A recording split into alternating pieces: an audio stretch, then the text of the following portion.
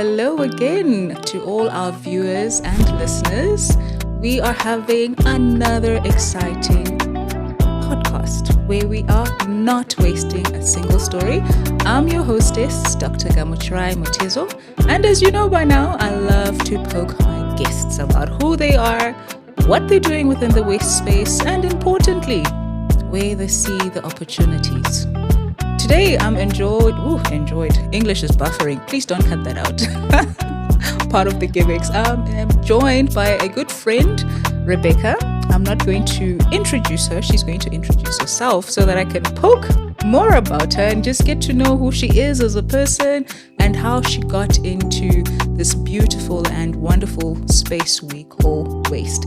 I suppose at some point we need to stop calling it waste and say resource, right? Absolutely. Maybe after like episode 44. Rebecca, thank you so much for making time to come to the hashtag Green Couch. It's such a delight to have you. And with that being said, I don't think we've ever had a chance to actually acquaint outside of the work environment. So Who are you? What are your hobbies? What did you study? And why are you living? Awesome. Thank you so much for having me here, Dr. G. It's just such an honor, and I just really respect the work that you're doing. And I think spreading awareness and having conversations is really so vital in today's day and age. So, and also just utilizing our technological platforms to do good things, as opposed to sitting watching TikTok videos all day. So well done, and I really honor you for that. Thank you. So I'm Rebecca Henderson, and I'm the head of program delivery at an organization called WasteAid. We're an international NGO, and what we focus on is livelihood opportunities and environmental restoration through waste management practices in spaces where waste management infrastructure is sort of lacking. So it's been a long journey for me to get to this point, and I actually grew up wanting to be in the arts. I went to dance and drama school. I love painting. I'm a big creative weirdo in that sense. Okay, just hold that thought. If you're looking for a best friend in the creators, give me a call. I like coloring in puzzles and art. Fantastic. Okay, just sliding it in. Just sliding it in for an art day or something. Yeah. Fantastic. Okay, please continue. Thank you.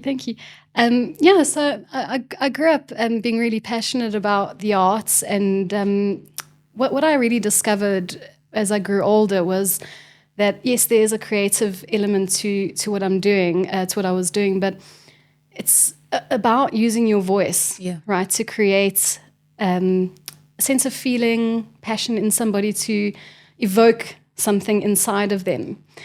And it's not really anymore my voice that I'm so worried about pushing out to the world. It's actually other people's voices and their stories and the things that they've gone through, which have created change and inspire people. So, perhaps my story can be an inspiration, but I think I find more value nowadays in giving other people a voice. Yeah. And I think really that's where my work is very important to me. Because in the space that I operate in, we come across a lot of really inspirational and amazing people who've done crazy and amazing things, but nobody knows about it. And it just reminds me, there's that book, The Boy That Harvests the Wind. The Wind, yes. And I think that's really the essence of these kinds of stories, where people that have very little, but have innovated something and created something that creates that ripple effect, And it's also how waste can also create some sort of social fabric within communities.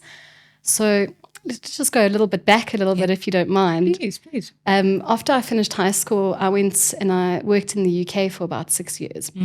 And I worked in various jobs. I started off as a bartender, sold paintings door to door. I did a lot of things. And eventually started working in the corporate space, and I landed up working in a consumer products industry. Worked for a big multinational licensing organization that basically sold consumer products for entertainment brands.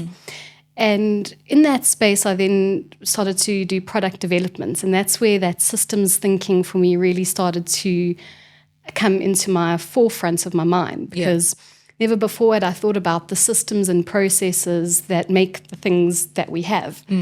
But it was also through that I became very aware of the waste. Because I was suddenly working in a space where I had piles and piles of product on my desk coming through every single day, and most of it packaged in about 3 layers of plastic, then with the hang tags and the this and the that. And I started to realize, if this is just what's coming on my desk, what in the global sort of scope of things is the actual scale of this issue, you know? And it was sort of like that aha moment for me, where suddenly I looked at the world completely differently. I used to cycle to work, and suddenly then I'm noticing all these dustbins, and I'm noticing the people shopping, and I'm noticing the cogs of industry, you know, and how they operate, and just the sort of blind consumerism that sort of is so rife, especially in sort of more developed countries, I think. But what's also shocking is that this culture of overconsumption has filtered into the developing space as well, and if not even more so, because there's the perception of I don't have, so I want. Yes. And if you go into a grocery store and try to weigh your bananas without a plastic packet, you get very funny looks from the staff. And I've had many an interesting conversation with them saying, no to my single-use plastic, thank you. I've got a little bag, but it's free. Why wouldn't you want that plastic packet? You don't have to pay for it. You must take it because it's there. It's, you know. And so this perception of having things because they're there, or because someone else has them, you know. And I think that part of me growing up was very much in the nature space. My parents were big nature people. We were always out hiking, bird watching, sitting in silence in a little hut, which was very boring as a teenager. But, you know, I obviously began to understand the value of that. And when I moved back to South Africa, you know, I'd been volunteering for Greenpeace in the UK for about 5 years. And I really started to become into that activist space, which I really enjoyed. And I think especially as a young person, where you've got all that energy, that joie de vivre, where we're excited, sometimes we're angry as well, right? Because we see the injustices in this world, and being an activist helps you to really vent those frustrations, maybe a bit of teenage angst as well, but also to educate yourself around these issues and become part of a community where people are pushing towards something. Yeah. And then I decided, you know, I need to go back to South Africa. I've seen what I need to see now. Now I want to go home and make a difference in the space where I was cultivated. Yeah. Because I was brought up here in Jozi, and I think you'll know that growing up in a space like this, there's this huge gap between the rich and the poor, but it's almost joined as well. You know, we're constantly sort of interacting with each other. And so I kind of, when I'd come back to South Africa, noticed in that 6-year space the degradation of the environment in that time, but also the increasing poverty, the increasing need for livelihood opportunities, but also the need for creating human dignity. Also how our social fiber seems to have sort of started to unravel a little bit. Yeah. And that's where I really think that connection to the environment comes in, because, you know, if you understand that we are part of nature, that we are part of each other, you know, that spirit of Ubuntu kind of coming through, we behave in different ways. We behave in different ways to each other, to ourselves, and we engage differently with the world around us as well. Yeah. And so I think that that's really where I saw I wanted to go. And I worked for a few different, that's when I got into the waste management industry. And my first job was working for an organic composting company using probiotics and EMs, so efficient microorganisms. And that was a really big eye-opener for me. And it was about 10 years after I'd finished school when I decided, now I know I need to study environmental management. Yeah. And so I took almost, I think it was about 5.5 years that it took me to complete my degree. I was studying part-time through UNISA, and it was a huge challenge. And the final part of that was the COVID epidemic, which obviously delayed, us being able to write exams, us being able to finish our coursework. But anything worth having in life is through struggle. I do believe that we value things more when it's hard. Unfortunately, that's the way the human brain works. But it was an amazing journey, and I'm just so glad that coming out of that, I was able to join this organization, WasteAid, and really just feel now that I am making a contribution, but also I'm learning every day, and I hope to continue learning. So, yeah. Absolutely awesome. I really like your journey.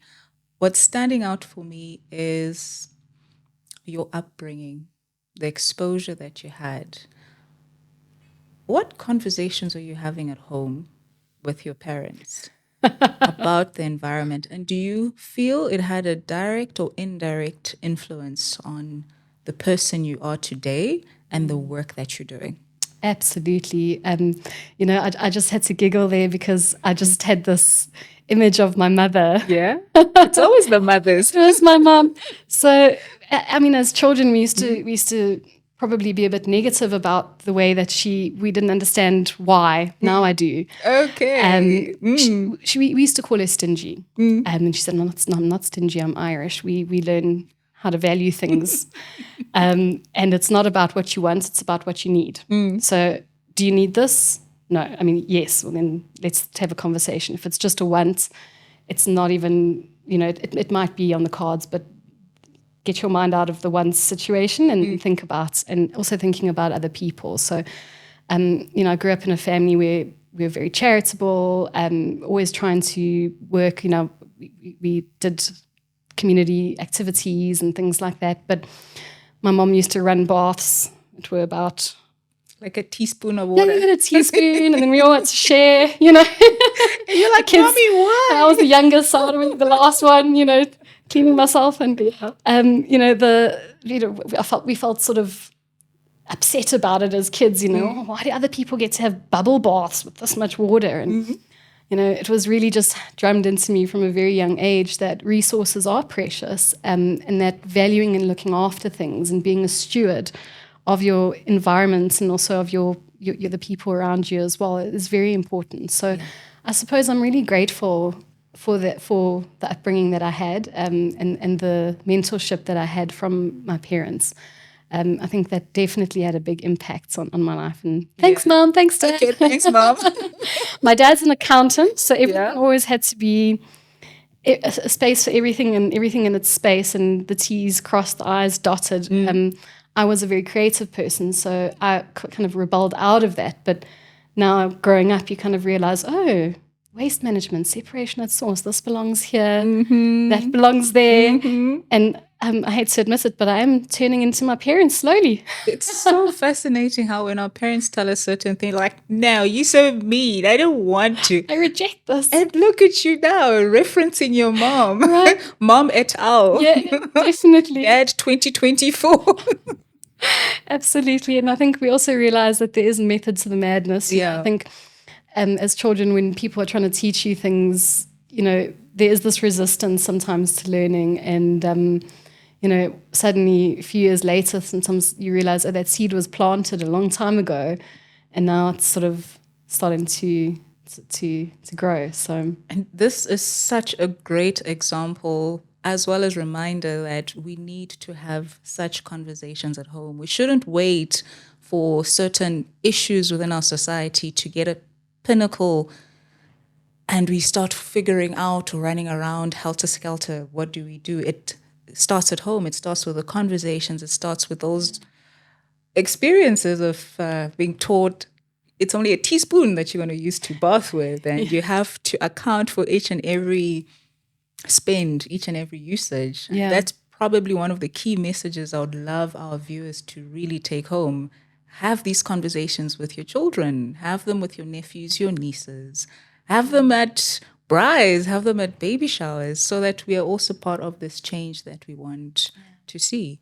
And so with that being said, the impact that it has had on you as an individual, we were talking earlier about your waste separation at home. Do you mind sharing that with our viewers and listeners as well? For sure, for sure.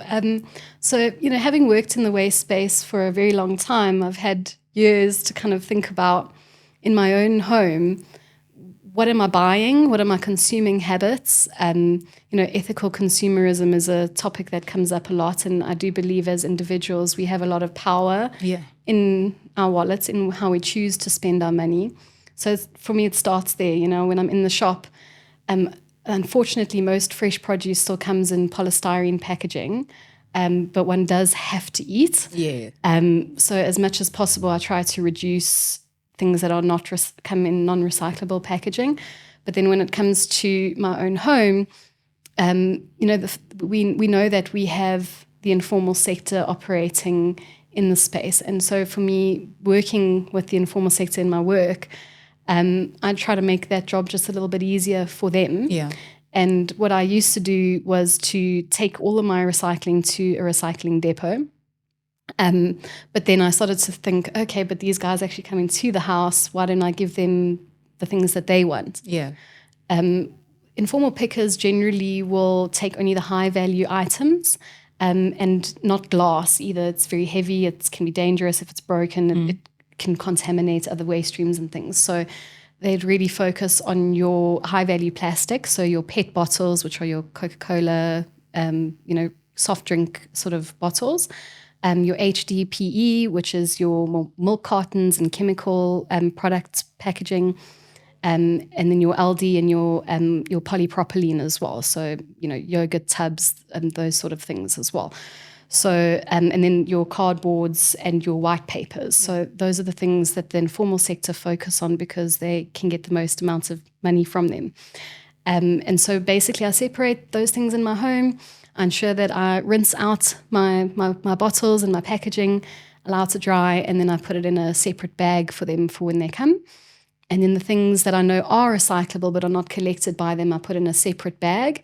And that's what, every 2 months or so, I'll take that over to the recycling depot just down my house. And there's a lovely lot of resources now, just Google and you can put in recycling depot near me and they'll sort of lead you to your nearest space. And a lot of the big shopping centers nowadays also have these recycling drop-off points so that they can also be used as well. So it's a little bit of a specific situation for me. And as I said to you, I think sometimes I've made things a bit too complicated because I compost, I worm farm. Vermicompost too? Yes, yeah. Okay. As I said, I started off in the organic waste recycling space. So I'm very passionate about my worms. Ooh. Love getting my hands dirty, engaging with the soil. And of course, then you get to grow your own fruits and veg at home. Yeah. I haven't gotten to fruits really. I'm more still on the herbs. I have a small space. Yeah. But, that in itself is a whole wonderful journey, A quick one. Which herbs do you have?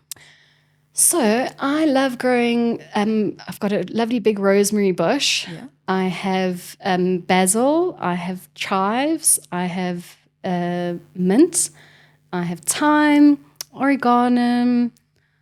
What else? By any chance? Coriander, but only in the summer. Okay. And then what else? I think that's. Oh, and then I do a little bit of lettuce or chard or baby spinach. But I have only small little boxes that I grow, and so I don't have a huge space. But reason I'm asking, I need some seedlings. Okay, I've been trying to grow coriander. Right from vermicompost. Right.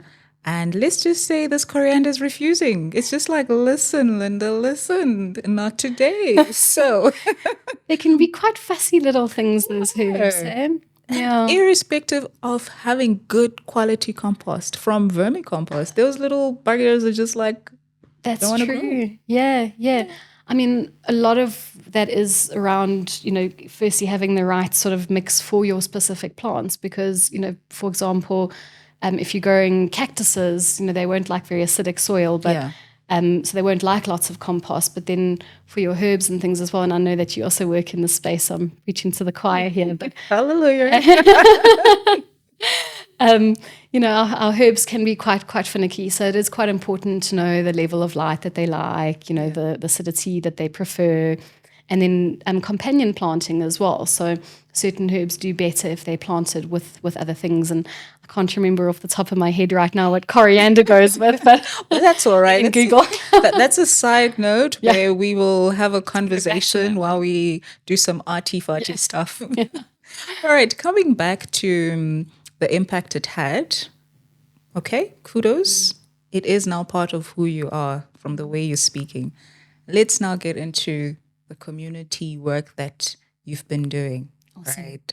How is that impacting their livelihoods, their mindsets, and importantly, the waste situation that they may be encountering?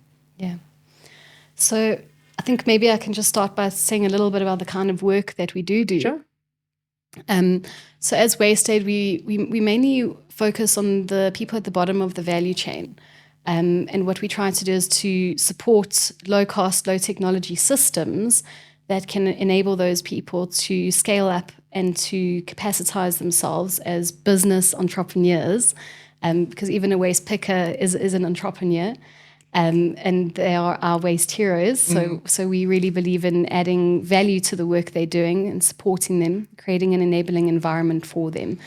So there's several different things that we do, sort of our main flagship programs.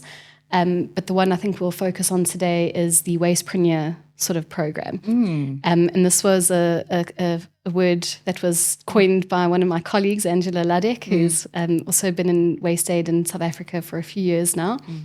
And they started off doing a Wastepreneur Challenge Fund. So essentially what we started doing in South Africa was taking either waste pickers or innovators that work within the waste space and offering them an opportunity to come and capacitize themselves through business incubation training.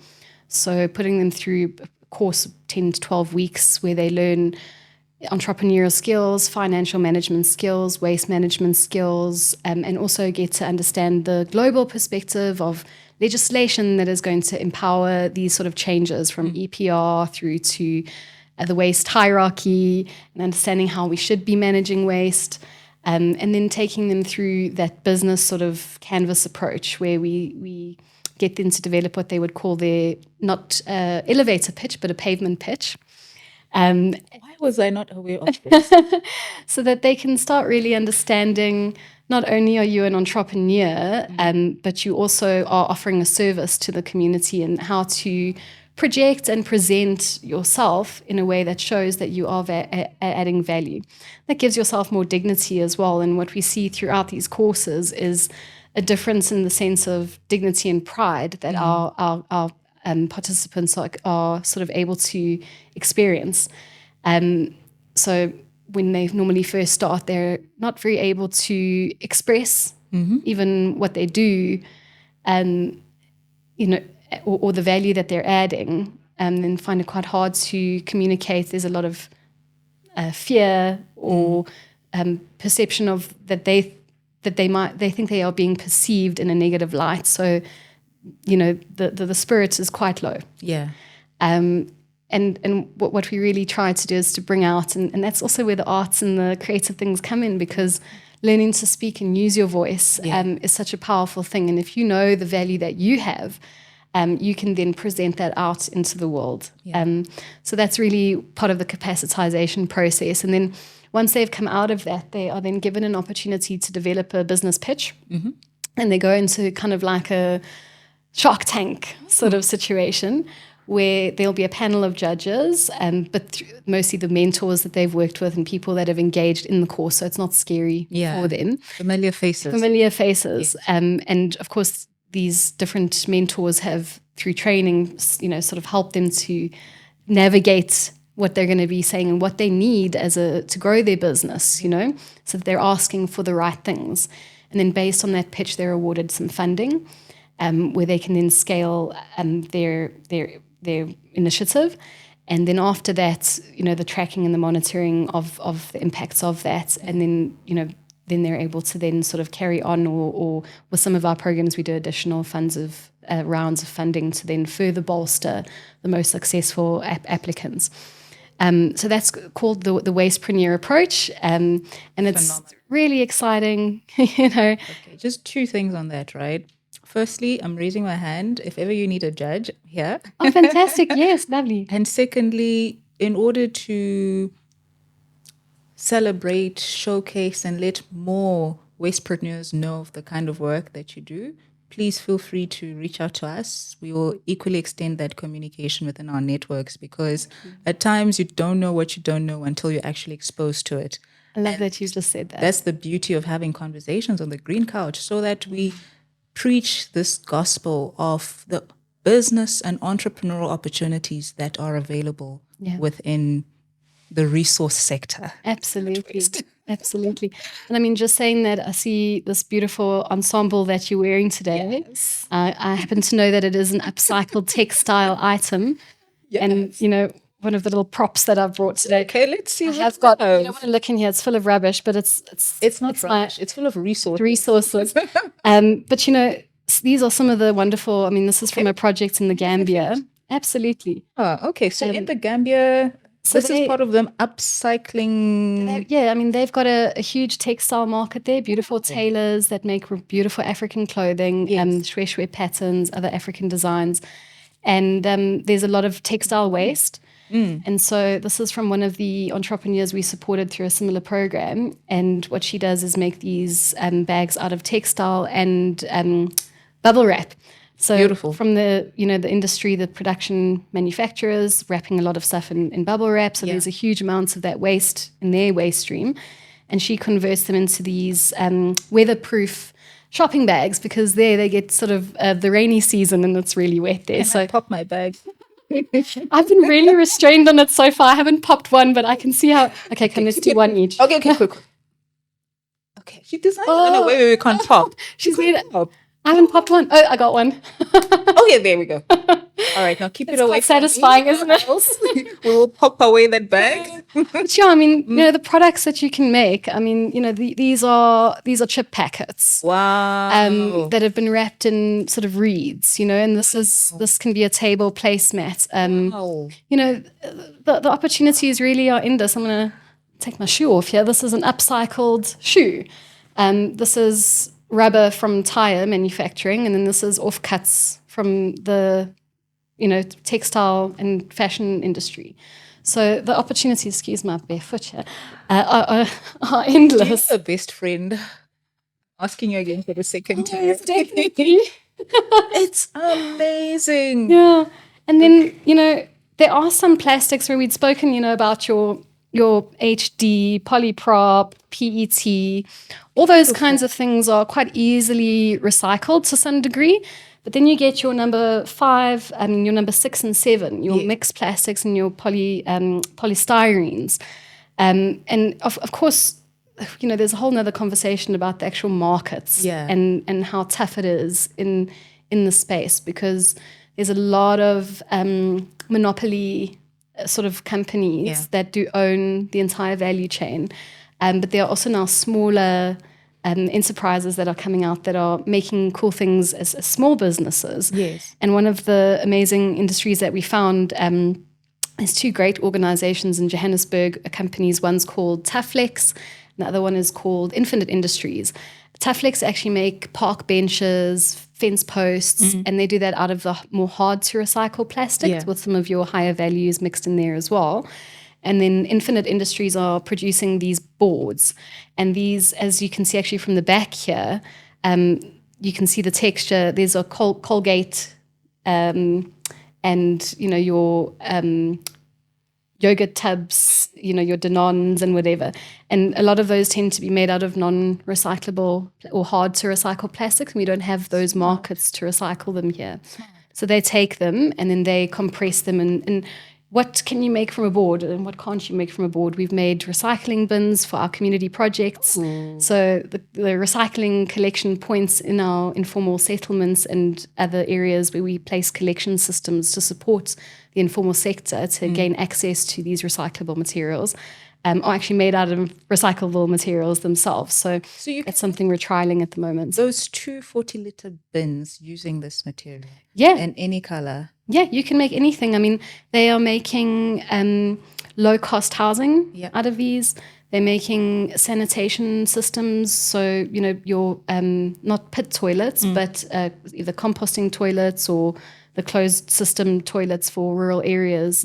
Out of these beehives, I mean, honestly, I think her motto is the opportunities are infinite. Infinite Question industry. is, what is she not making from that? That's probably Absolutely nothing. I mean, anything you see in your home, can be made out of it. And this is just a little bit of innovative thinking. And yeah, I mean, when we kind of think about recycling, we think, okay, I'm going to take my thing, I'm going to put it into the dustbin, and that PET bottle is going to become another PET bottle. But often that's not the case with recycling. It's made into other products. So your HD is most likely going to actually be put into a laundry basket or a chair, those kinds of things. So but a lot of people don't know that necessarily about the industry. So when we think recycle, it's not always one product being remade into the other, but it's actually being transformed into something else. Yes. So I've just lost my train of thought because I get all excited. we might need to have, like you say, a separate conversation just on the market access element. Because yes, right now we are churning mindsets to look at the opportunities. Yeah. And you've mentioned quite a few opportunities along each waste stream, from textile to plastic and the whole 9 yards. It's then a matter of understanding what markets are available and also creating some of the markets ourselves. Yeah. And I feel this is probably the key take home for our listeners and viewers, that don't keep looking at these items as rubbish. It's not rubbish. You're throwing away money. Yeah, waste is a resource. You are throwing away resources. And as we conclude at least this one of 4 episodes, what is that one piece of advice you would give to the young ones coming up when it comes to the waste management sector? The reason I'm asking this is it's not the most appealing and most sexy sector to work in, right? And we also need to compete with AI. We need to compete with digital marketing. Why should they even dream about the waste sector? Wow, that's a really good question. I know that waste is not seen as the most glamorous sector in society, but I really do believe that it touches the heart of every single sort of challenge that we're facing environmentally nowadays. If we want to have a future, we have to look after the resources that we've been given. We know that environmental degradation and exploitation is taking place at a scale we've never seen before as a human civilization. And so if we want to create a future, pardon, do you mind if I just have a sip of water? Yeah, sure. Go ahead. It also just shows that you're a human being and you drink water. Okay, I didn't mean to make you laugh now. I normally drink a lot of water, so... Go ahead.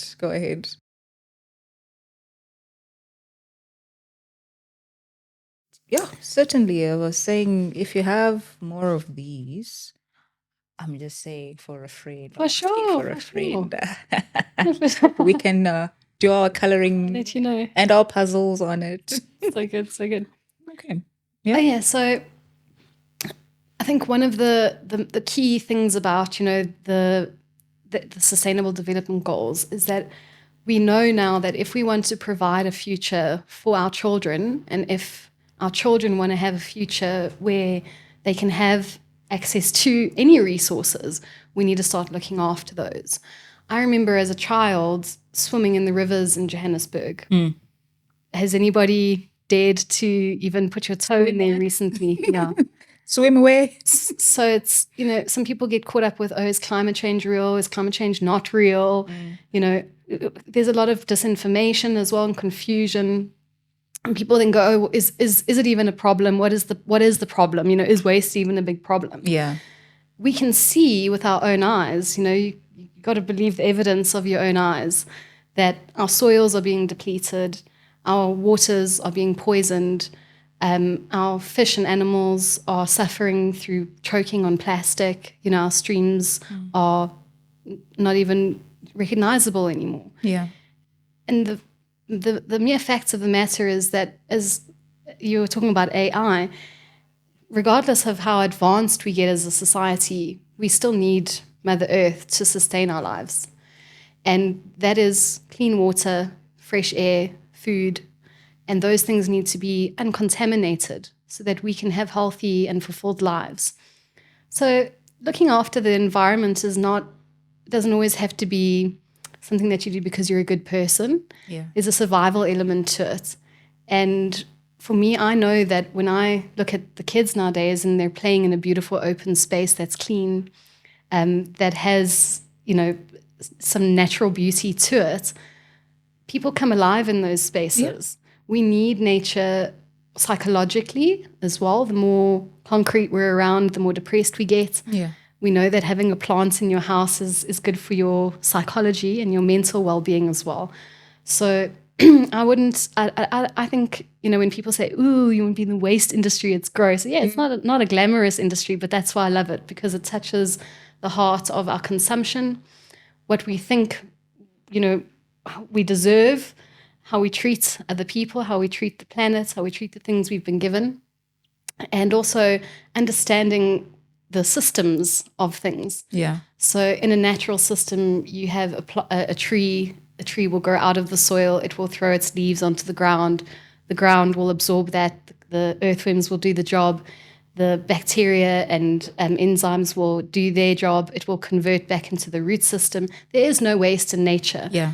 But the problem is that even though we still need nature, we've separated ourselves so much from it that we don't understand that there is no waste in nature, and our systems are now so far away from that we don't see nature as being an important thing. But for the youth and for people that are planning on being on this planet for the next 50 or so years, it is absolutely crucial that we not only look after our own consumption and really have a deep think about, what do you actually need, but also what happens to it once you've finished with it. And because I work with the informal sector, I think that also there's the element of not just thinking about yourself, but looking after your community as well.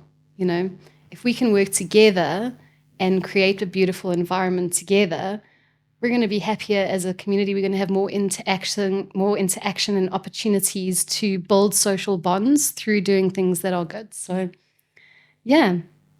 And of course, because most people care, it's also about the money. People need to have jobs.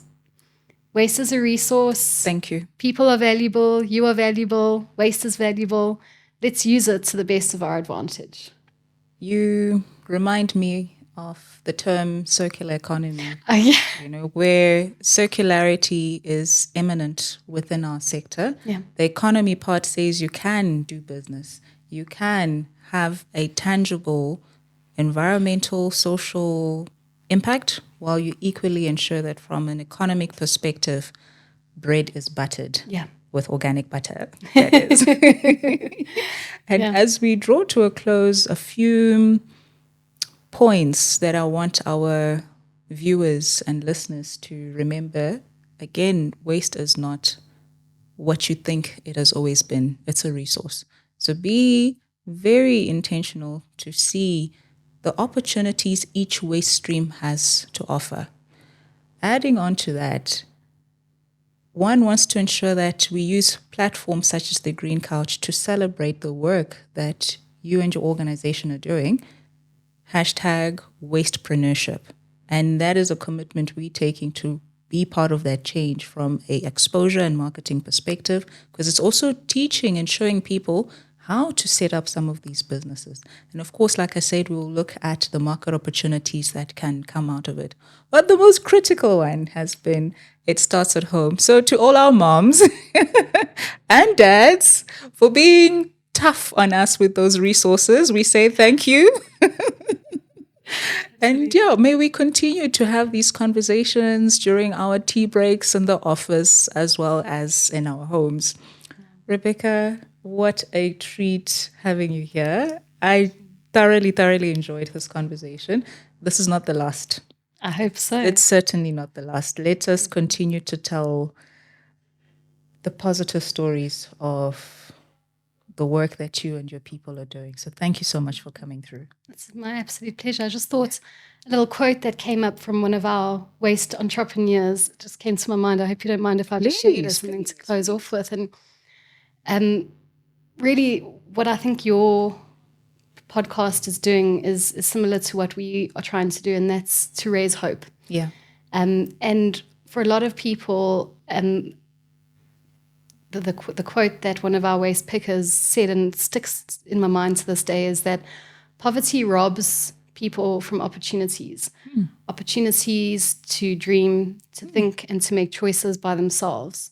If you don't know where your next meal is coming from, how are you supposed to put a vision towards a better future?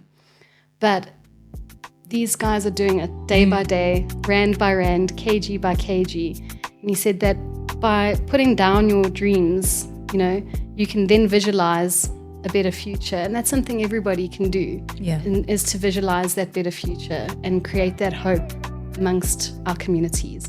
So thank you for creating hope in the communities and doing a great job. Another waste hero. They say collaboration is the new competition. So may we collectively continue to do good things in our space. Absolutely. All right. Until the next episode, ladies and gents, continue to shift your mindset as we make sure we don't waste a single story.